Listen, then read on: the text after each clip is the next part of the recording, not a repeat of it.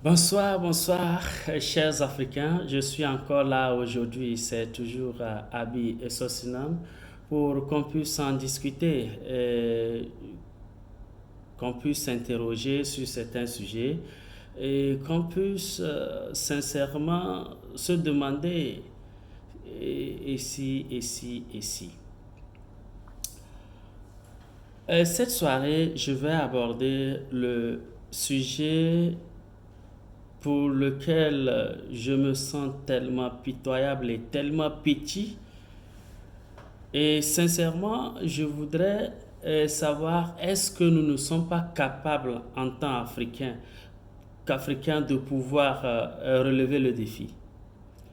Relever le défi, nous voyons qu'en Afrique, nous avons plus de 60% de la population qui est agricole. Et bizarrement, cette population, à plus de 60% de la population agricole, n'arrive pas à se nourrir. Et nous sommes obligés d'importer le riz de la Chine ou encore de la Thaïlande. Nous sommes obligés d'importer de la tomate de l'Italie ou encore de la tomate entre griffes venant des sources douteuses. Nous sommes obligés d'importer des surgelés, des poulets qu'on appelle souvent dans certains pays levées de corps. Nous sommes obligés d'importer des poissons et à un moment donné accuser les importateurs de nous amener du poisson plastique. Le riz en plastique, des poissons en plastique, des poulets qui seraient peut-être entre griffes fabriqués, des viandes hachées douteuses. Est-ce que vous ne voyez pas que ça fait sincèrement pitié qu'un continent qui a une population à plus de 60% agricole puisse souffrir de sorte pour pouvoir importer de la nourriture d'ailleurs? Et le comble est que cette population agricole arrive à se nourrir difficilement. Et tout ça, ça ne nous dit absolument rien.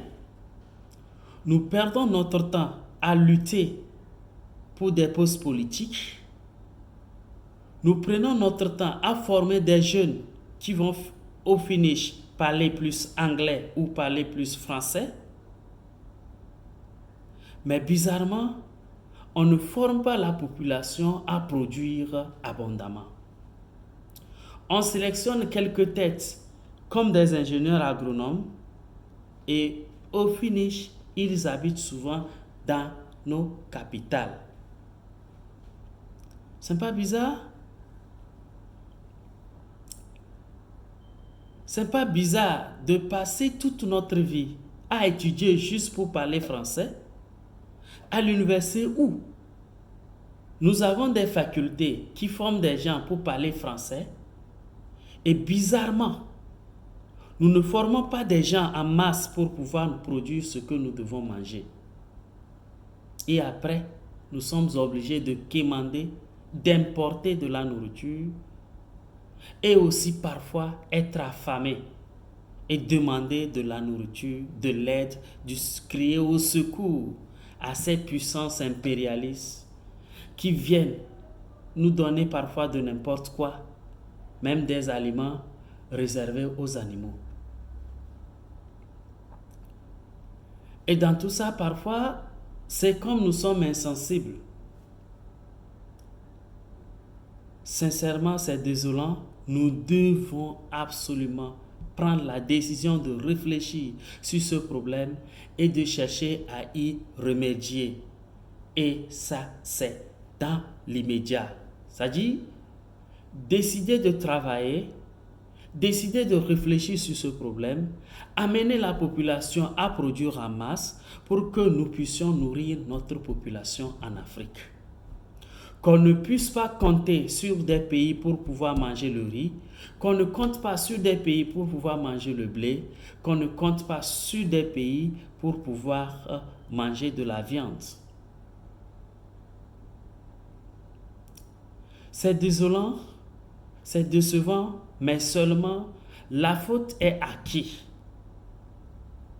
Parfois, nous pensons que ce sont nos dirigeants. Oui, parce qu'ils ont la destinée, ou bien on leur confie la destinée de nos pays.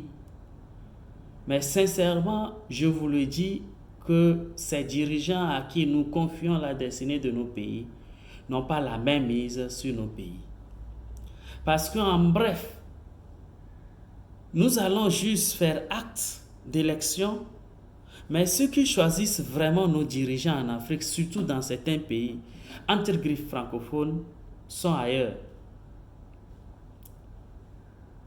Est-ce que nous devons, nous qui nous réclamons panafricanistes, attendre que nos dirigeants fassent certaines choses avant de pouvoir agir? Pourquoi ne pas créer des structures solides à la base en Afrique? Des structures qui puissent appuyer la production agricole,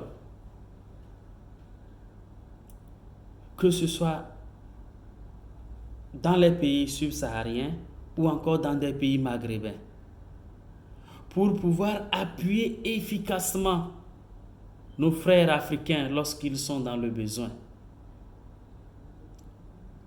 Pourquoi ne pas créer une solidarité des peuples africains pour pouvoir produire en masse, que ce soit au niveau de la viande, que ce soit au niveau des céréales, que ce soit au niveau des produits laitiers, et j'en passe. Et développer des usines agroalimentaires autour. Vous n'êtes pas sans savoir que les usines agroalimentaires amassent beaucoup d'argent. Le lait qu'on nous vend ici, en Afrique, entre griffes, parfois de lait écrémé, transformé en poudre, avec de l'huile palmiste ou encore de l'huile de palme. Et on se réjouit de consommer cela parce que ça vient, entre griffes, de chez les Blancs. Je me demande si nous n'avons pas pitié de nous-mêmes. Et si nous avons vraiment pitié de nous, qu'est-ce que nous faisons? Est-ce que nous nous engageons efficacement à créer quelque chose, des structures, pour pouvoir appuyer nos États lorsque nous nous rendons compte que nos États sont incapables? Est-ce que nous sommes capables de pouvoir, à la base, former des structures puissantes qui puissent aller vers la production agricole, vers la production animale pour pouvoir satisfaire les besoins de nos populations sans cesse croissantes? Nous devons nous poser ces questions et savoir s'il n'y a rien à faire. Alors, si tu penses qu'il y a quelque chose à faire, si tu penses que tu peux contribuer un tant soit peu à résoudre ce problème, si tu penses que l'Afrique peut s'en sortir, je t'invite à adhérer à notre groupe WhatsApp ou encore notre canal Telegram. Et ensemble, nous aurons à réfléchir. Que tu sois en Afrique, que tu sois en Europe, que tu sois en Asie, que tu sois en Océanie ou encore en Amérique. Viens, abonne-toi, like, partage la vidéo autour de toi, partage nos idées et tu peux nous contacter pour pouvoir intervenir sur notre chaîne si tu veux vraiment partager tes idées avec nous et contribuer efficacement à ce que notre réseau panafricain au concret, qui veut agir directement à la base, au niveau de la population, à la base, pour le développement de l'Afrique, puisse prendre corps et vie. Merci à tous les panafricains au concret. C'était votre ami Abi et Sosina. Merci et bonne soirée chez vous.